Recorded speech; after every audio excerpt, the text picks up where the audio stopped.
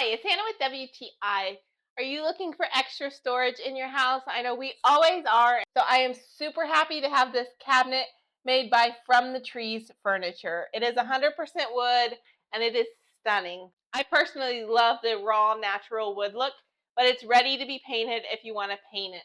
It's not very deep, and so when I put all of our pantry foods in here, I can see everything that's in there. That's why I needed something better than the pantry we had, because things would get lost in the back. And with this, I can easily open up both doors at the same time and see every single thing in our pantry. You do have to put it together, but I did not find it difficult at all. I did most of it by myself. It's also very nice because only one of the shelves is stationary. You need it in that spot to make sure the shelf stays stable.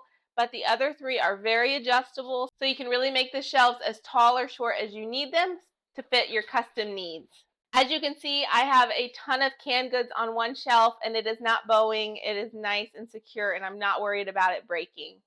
So I have loved having this. It has been such a nice change to get all of our food out of this deep pantry to this wonderful cabinet where I can see everything.